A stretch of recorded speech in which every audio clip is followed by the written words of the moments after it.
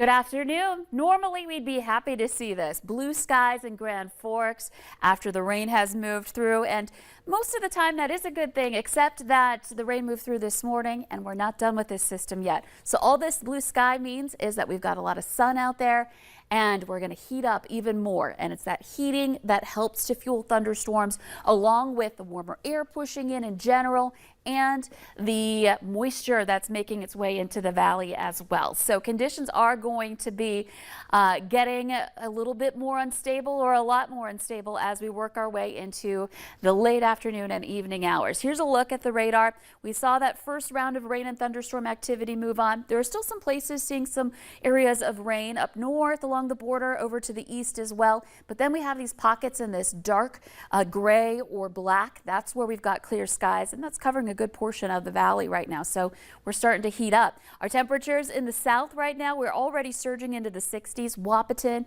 and Fergus Falls at 66, at 61 in Fargo, and north of there more into the 50s, 57 degrees in Grand Forks.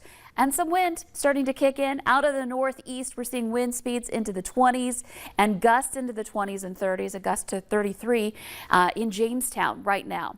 So let's talk about what we're expecting this afternoon. So we've got this moderate risk. It's actually been expanded a little bit more even since it was first issued this morning. More parts of southeastern North Dakota and more places in northeastern South Dakota included in this risk. And then back over into Lakes Country, we're talking a few tornadoes possible, hail 2 inches in diameter or more, so destructive hail, and wind gusts of 65 plus miles per hour. Also that flash flooding risk. So that's the area where the greatest threat is, but we're still under threat up to Grand Forks and a slight risk. And surrounding the valley, everybody has a chance for severe weather. So I want to focus in specifically on that tornado threat. So we're looking at this area in yellow here, including Fargo, southeastern North Dakota, again, Lakes Country back over into places like Fergus Falls, and even down into northeastern South Dakota. And this is just a cutout of our viewing area, but more places are included in that. And you can see those 2 black hash marks. That's for that significant threat for tornadoes there. So again, we're elevated to significant for some areas in and around the valley. And then the risk does drop off in the northern valley, where you see black here. That doesn't mean we're not getting severe weather. We just saw we have that chance. It's just more likely that we'll have the straight line wind threat in the northern valley. So that risk of elevated risk of tornadoes is looking to be more, especially as the storms are developing. So more into the early evening hours. And it's the southern valley that will be the focus for this. So hour by hour planner. We get this relative break in the action here this afternoon. By 5 o'clock, our forecast model here indicating some thunderstorm development in the northern part of the valley, along areas where we've been watching that warmer air push in. So that's possible, but we're focused in more on what's coming this way. Look how big these storms are.